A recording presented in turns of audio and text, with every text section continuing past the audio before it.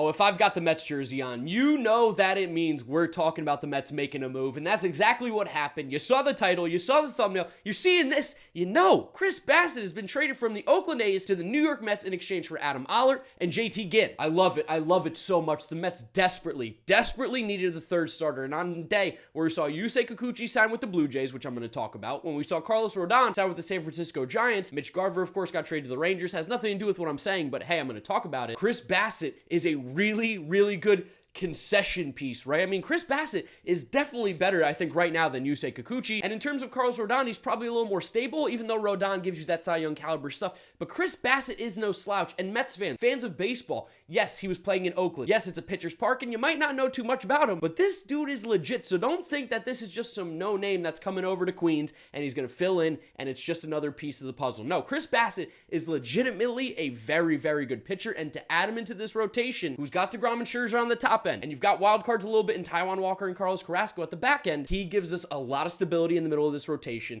He's very similar in the fact that Marcus Stroman and him both weren't big strikeout pitchers, but get the job done, get good results, get soft contact. Chris Bassitt's really good. So let me go ahead and talk about the Chris Bassitt move, Yusei Kikuchi, as well as Mitch Garver in today's video. But before I do, Mets fans, drop a like on the video, show me some love. Let's get this video recommended. Subscribe to the channel if you have not yet done so. Click that sub button and join the team. Get in the comments down below. Let me know what you're thinking about all the moves that happened today. So let's talk about Chris Bassitt, because I do have a feeling that there's a lot of people who might not fully understand just how good Chris Bassitt has been the last 2 years. And honestly, going back even to 2019, he put up very serviceable numbers. So last year in 2021, Chris Bassitt made 27 starts, 12-4 record to a 3.15 ERA, 1.055 whip, a FIP at 3.347, 157 innings pitched, which is huge right now for the Mets. The Mets need innings. That's something they need desperately, because again, with Taijuan and Carrasco, we don't know how much we're going to get out of them, just because there are some injury concerns every once in a while. DeGrom coming off an arm injury, scary, but he still should be a beast. You need to have more innings in this rotation, and a guy like Chris Bassitt, you can pencil him in for 150. He's going to be extremely solid for this team. His K rate last year was 25%, which is a very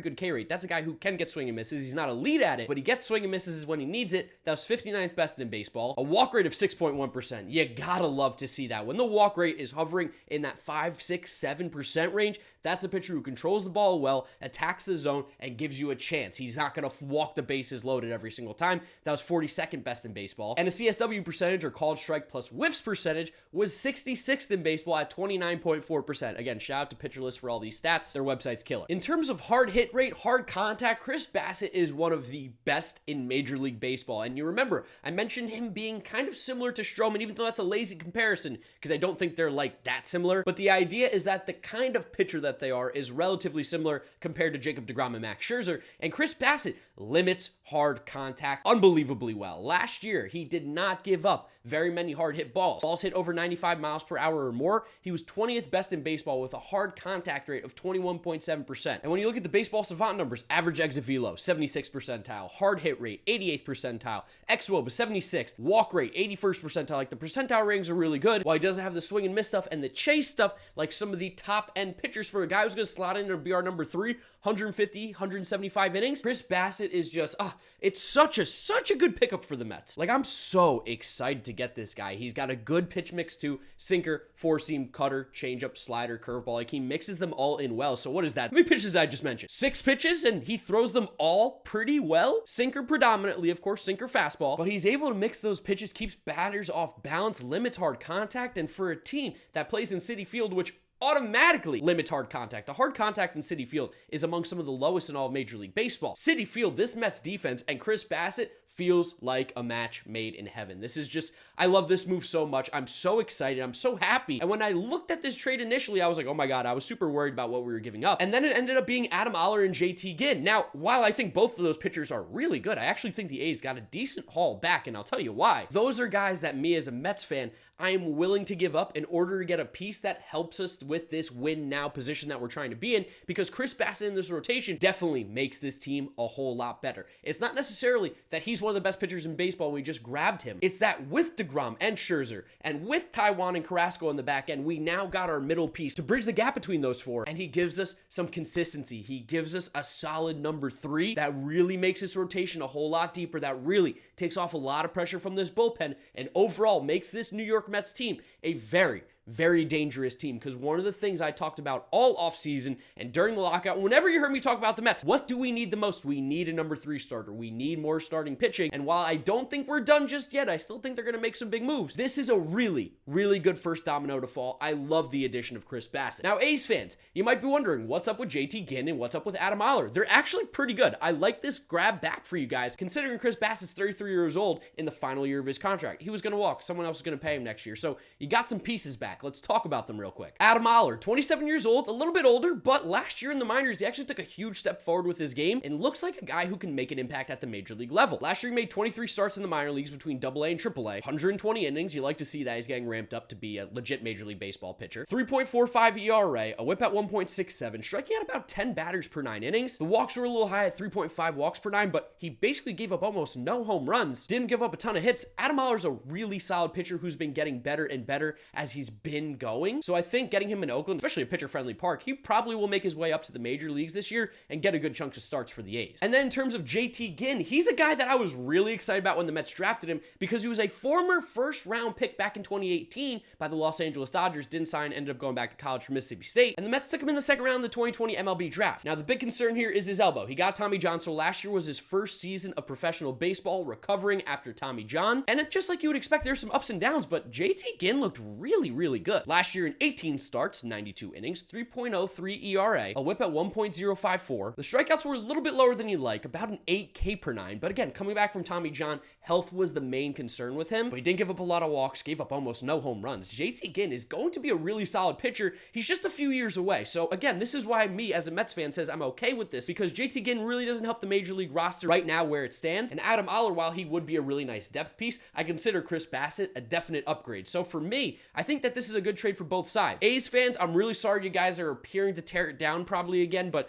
somehow you'll still end up being competitive. It just stinks to see that you have a bunch of good pieces on your team, and there's a really good chance before opening day even starts, a lot of them are going to be playing elsewhere, because Oakland, you guys deserve a good baseball team. You deserve to win. You guys are good fans just like everybody else in the league. So I'm sorry that, the big bad Mets had to take them from you, but also thank you, because I'm happy Chris Bassitt's going to be in New York. Oakland A's fans were welcoming you with open arms if you want to root for Chris Bassitt when he's on the mound, just like we'll root for Adam Oller and JT Ginn whenever they make appearances for you in Oakland. Overall, though, huge W for the New York Mets. Steve Cohen, Billy Epler do it again.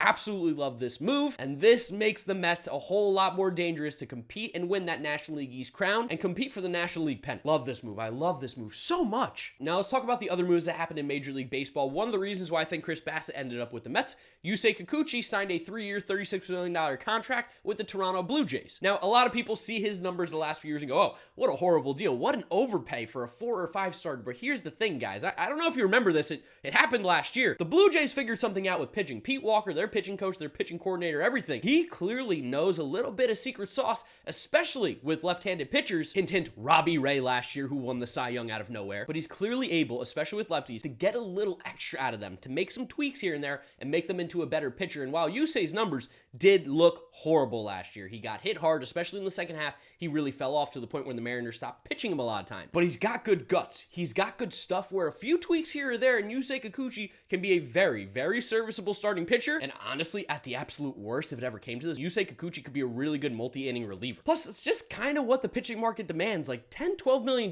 yeah, it might be an overpay in your mind, but you can't really afford to get a decent pitcher without spending that kind of money. It's really, really tough. So for the Blue Jays, who already have one of the best, most underrated rotations in all of Major League Baseball, adding a guy like Kikuchi could maybe make them a little bit more dangerous. That team is getting really scary. I love the addition of Yusei Kikuchi. He was someone I wanted on the Mets, honestly. I prefer Chris Bassitt. I think Chris Bassitt is better than Kikuchi, but Kikuchi has the stuff that Chris Bassitt does not. He does not have a 95-mile-an-hour fastball. Blue Jays are scary, man. They're really scary. Keep an eye out for them in the AL East. And then let's talk about the other move of the day, where Mitch Garver got traded from the Minnesota Twins to the Texas Rangers in exchange for Isiah Kiner Falefa. And I believe there's a prospect mixed in between there, but again, the name's not really particularly important right now because IKF, Mitch Garver, that's the big names right now. For the Twins, this gives them their everyday shortstop. Jorge Polanco can move to second. Luis Arias can be a super utility man. And IKF, while offensively isn't great, they basically just got a younger Andrelton Simmons here because IKF has one of the best gloves in the field. Defensively, he is absolutely phenomenal. Sick with the glove. He can play multiple positions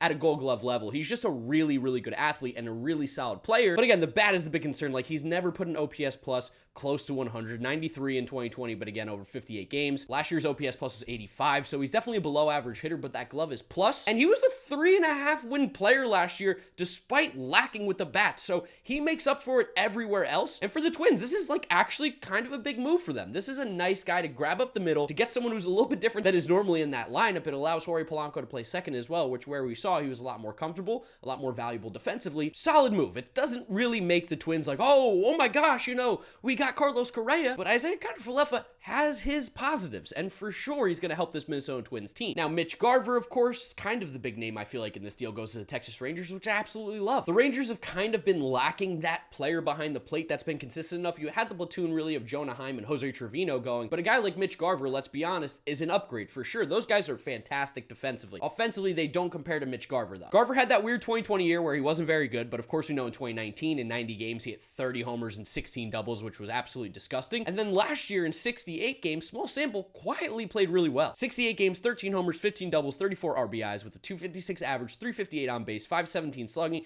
875 OPS, was a 2-win player in 68 games last year for the Twins. Defensively behind the plate, not the greatest, not the best by any means, but the bat is what you get Mitch Garver for. And for the Twins, who have Ryan Jeffers, who they like him a lot, especially defensively, which is something that they seem to be prioritizing right now, is defense up the middle. Mitch Garver really just didn't have a full-time place in that squad. So you trade him to Texas, you get someone that you need. Again, I think this is a trade that is mutually beneficial to both teams. The big question now is who's going to play third base for the Texas Rangers. Is it going to be Sherten Apostle? Are they going to go out and make a move for a Trevor Story, a Chris Bryant? Are they going to go find someone else on the trade market? Josh Young, of course, got hurt, so he was probably slotted in to play third. It's not going to be him now. What do they do there? But that seems like a problem that you can worry about. I don't know, not right now. There's lots of time before opening day happens. You can find a third baseman. Mitch Garver can definitely fill in that hole behind the plate, and they're quietly building a really, really strong team out in Texas. I feel like they're going really under the radar right now, even though they signed Simeon and Seager and John Gray, which were 3 fantastic signings. Grabbing Mitch Garver, even stronger up the middle now. This team, they could be making some big moves here. I'd keep an eye out for the Rangers for the rest of this offseason to see what else they do. I don't think they're done. So those are the moves. Oh my gosh, we have 3 straight days of baseball uploads on the channel. I'd love to know what you guys think about all the moves down in the comment section below. Drop a like on the video if you enjoyed it, if you're pumped for these moves, if you're pumped for baseball being back. Subscribe to the channel so you don't miss out on any of the content I'm dropping here for you guys all baseball season long. And follow me on all my social media at GiraffeNeckMark, links in description. That's where I'll wrap it up for today, guys. You know the drill from here on out. YouTube recommends you watch this video. This is my most recent upload, so click through those if you have not yet seen them. Thank you guys for watching, and I'll see you all tomorrow for another video. Bye. Oh, I love saying that.